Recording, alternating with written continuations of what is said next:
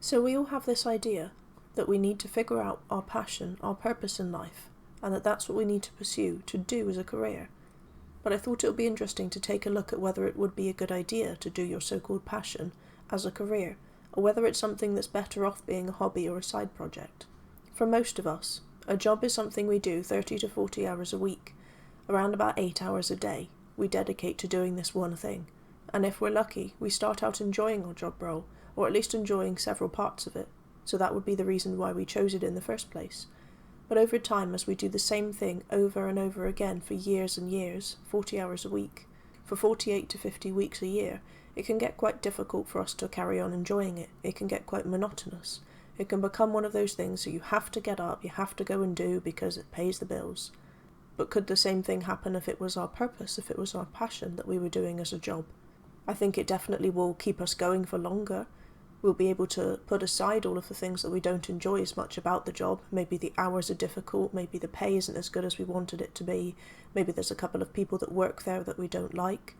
But if it's something that we really have a passion for, then we're more able to put those things to the side, because the fact that we love what we do sort of overshadows all of the bits that we don't like, compared to a normal job when you'd just be weighing up the benefits of how much money you get per month, how many days holiday you get, any other benefits you get, versus how boring the workload is or how annoying the manager is. So it could definitely help in that respect. But I don't know if it's something that I'd actually want to do as a career, because there's going to be an element of the repetition over time that you'd start to get annoyed with it. And also, your passion is something that you need to feel passionate about, and that isn't something that you can just turn on and off like a light switch, turn on ready for 9 o'clock in the morning and then you can turn it back off again at 5 p.m. when you leave. It sort of comes and goes in bursts. Take painting, for example. If you were a painter for a living, you'd have to force out paintings even if you weren't feeling in the mood to paint, or there was nothing that had inspired you at the time. You'd have to force yourself to go out there and paint because you've got to pay the bills at the end of the day. So you could almost begrudge that. You could almost start to dislike the fact that you've got to be so passionate to actually do the thing you're passionate about. It could turn from being something that you enjoy when that desire to paint takes over and you have to just drop everything you're doing and start painting, or when you see a beautiful landscape and you have to take a picture of it because it inspires you so much that you want to go back home and paint it. You lose that love that is inside of us with our passion. You lose that part that makes it your passion, that it's something that you get inspired to do, it's something that gives you joy. When it becomes the thing that pays your bills, then you have to do it. You have to force yourself, even when you're not in the mood, even when there's nothing inspiring you at the time. Another one would be writing novels. That sometimes you can get inspired, you can have a conversation with someone and it sparks a storyline, and then you can go away and write for hours. And then other times you just stare at a blank page and have nothing to write, but it doesn't matter if it's not the way you earn your living, because you can just put it to one side and come back to it at a later date when you're feeling inspired. Sometimes it's like trying to get blood from a stone when you can't get anything out. You can't think of a story, you can't find any inspiration for painting or whatever it is you do as a passion. But when it's your career, you have to push through that, and then you start to not enjoy your passion anymore. It starts to get annoying, and it stops becoming your passion. So I think when your passion's something creative, it can be quite difficult for you to do that as a living, as your only source of income. It's great if you earn money on the side from the books you've written or the paintings you're selling or whatever you're doing, but I don't think it should be your only source, because then you have to add that much pressure on that stops it being fun, that stops it being something you just pick up and do when you're feeling inspired, when you want to do something enjoyable, and becomes something you've got to sit there and do out of necessity. When your passion is something a little bit more vague, like helping people, you can put that into becoming a doctor or becoming a police officer. There's loads of different areas you can put that into. And then that can become something you can hold on to when you're finding the hours are very difficult, it's a very stressful job. You're finding that you just want some time off, or you want to change because everything's getting on top of you. You can then hold on to that. But I love to help people and I can do that in this job role. But I don't think it should be our life's goal to find that one thing that we're passionate about, that one purpose that we have, and to make that a career. I know that's something that I've tried to do a lot. I've looked at the things I'm interested in and tried to find that one thing that I should do for the rest of my life. but I don't think it's that simple, and I think if I did it, I probably wouldn't enjoy it, because nothing's like you think it is inside your head. You can have a wonderful idea of what it means to be a famous actress, like all of the ones you see on TV, but then when you actually look into it further, you realise that the people that are famous just wish they were normal most of the time. They can't go out, they can't do anything without people wanting their autograph or wanting to take pictures of them or write stories about them. That they lose such a massive part of themselves because of that one thing they pursued that they probably thought would make all of their dreams come true. To be that famous singer with loads of #1 hits, or a world famous actress that is in all the best movies. I think instead of trying to find your passion and make it your career, you should look at what your interests are, look at what you're passionate about, and try and figure out what it is that makes you passionate about them. What is it you like about them? If you love painting, why do you like painting? Is it because it's a way to express yourself? Is it because you love to recapture beautiful moments like sunsets and lakes, or you just feel it's more realistic if it's painted rather than a picture taken? It feels more raw. Because I think if you can find out what it is that you enjoy about the thing you're passionate about, then that can help you out more, because you can use that in lots of different areas. So if you find that with the reason why you like painting is because you love to express yourself, then maybe in your job role as an administrator, you can realise that you need to express yourself a little bit more in that area, and maybe start up a little magazine that you write, or a blog. Or you can become the person that when you send emails to people, you add a little doodle for your signature, or you make your office space look nicer, make it more personalised so you have a way of expressing yourself. Bring a couple of cuddly toys in, or make everything a certain colour. Stick stickers all over your computer screen. You can find lots of other ways of doing it. That you're getting the core reason why you enjoy painting into the other areas of your life, rather than thinking, I must become a painter. Because then it doesn't force you to have to throw out loads of paintings month after month because that's how you pay the bills. And then you lose that love. You still have that love, you still paint on the side, but you can incorporate the core thing that you love, the expressing yourself, for example, into other areas of your life, into your job, into your home. Maybe your home's quite boring, maybe you have it painted neutral throughout and you realise, actually I need to bring in some colour, I need to pick a wacky design, and that's what I need to do to express myself in my house more.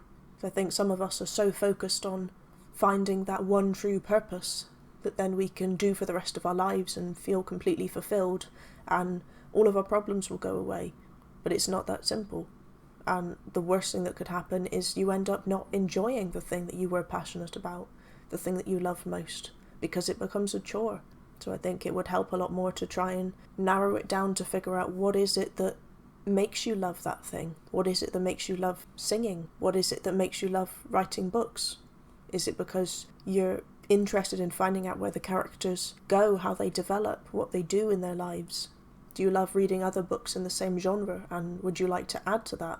Have you seen something that no one else has written about that you're fascinated by? Try and figure out what it is that you're getting from this passion, this hobby that you have, and make sure that you don't lose sight of it, that that's what you're trying to get, and you can get that from other areas in life, because then it can take a bit of pressure off, that you don't need to find that one thing and do that as a career, that maybe you're not in the wrong place doing the wrong career at the moment. Maybe you're in the right place, you just need to incorporate a little bit more what you love about your passion into your job role. You can just take a little bit of pressure off, that you don't need to have everything figured out. You don't need to try and figure out who you are and what you want in life so much. It's a lot simpler than that. That it can be a lot simpler. You just need to look at the theme that keeps popping up in your hobbies. Maybe that's all you need to incorporate more. If you are finding that you're not enjoying your job, or you don't think you found your passion and your purpose, you don't know where you should be in life, I believe everything happens for a reason. So if you are where you are, there's a reason for it. There's a lesson to be learned, or there's something that you can gain from it that can help you out later in life.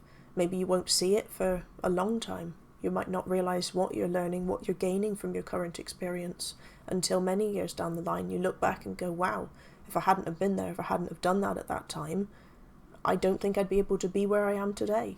I just know it's something that I've thought about a lot myself, of what is my passion, where should I be in life, am I doing the right things in my job, should I be in a completely different area, and that actually I don't need to be asking those sorts of questions. I just need to be looking at what's missing at the moment. What can I get more? What do I enjoy doing? If I enjoy researching, okay, can I do that more in my job? If not, then maybe I need to incorporate it into one of my hobbies more. The same with my love for learning. I can actually incorporate both of those more into my YouTube channel. I can pick some topics that I don't know lots about, I can research and learn more about them, and then I can share that. That it doesn't necessarily have to be my one purpose, my one career path. It can just be something I do on the side. We often have a sort of one focus that we need to get everything from one area. I know that extends into relationships as well. I've seen that a lot, that people think that they have to have all of their needs met just from that one person, their other half. But it's not that simple. And it's a lot of responsibility and pressure to put on one person, just like it is with trying to find a job.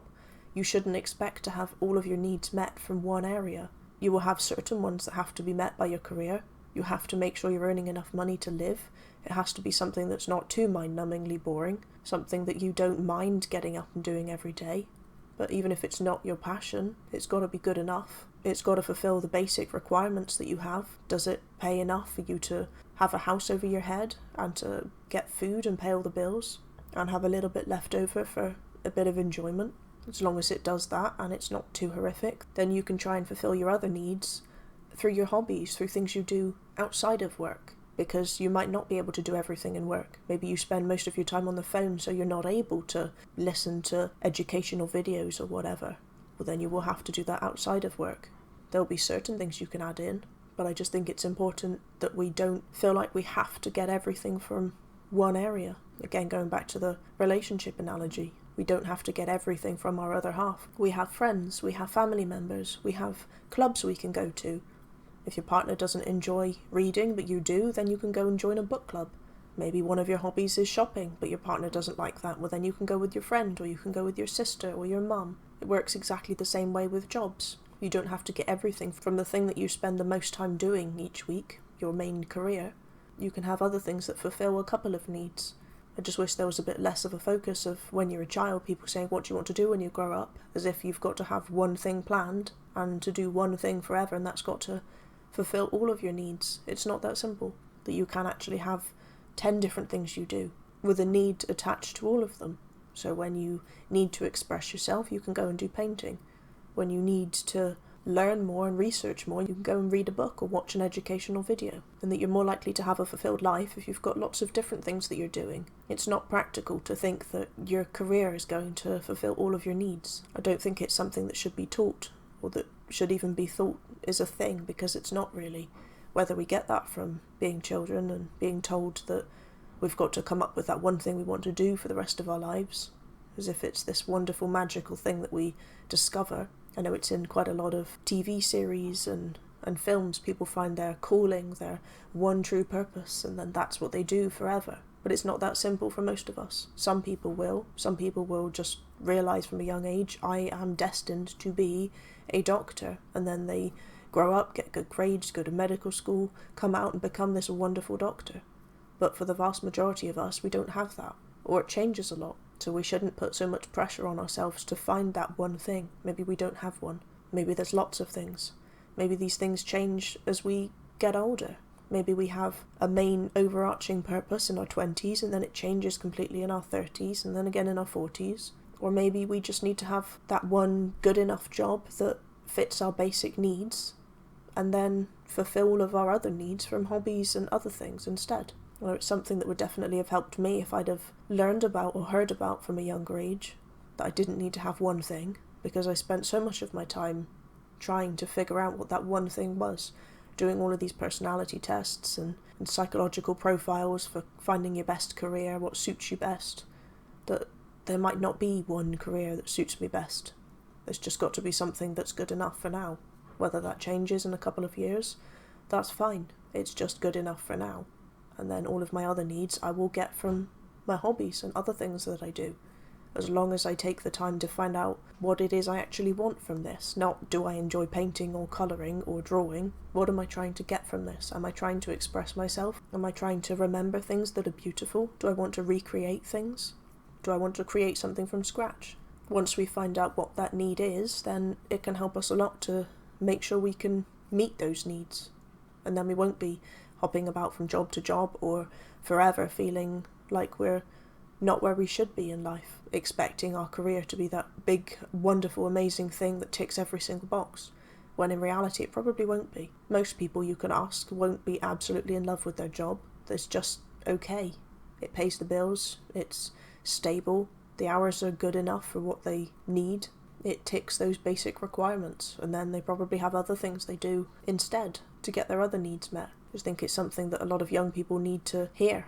But yeah, anyway, I just thought it was an interesting thought that many of us seem to think that our career needs to fit everything. It needs to be everything we need it to be, when in actual fact that's not the case. Many people in their 40s and 50s have just figured that out over time because they haven't been able to find that perfect career.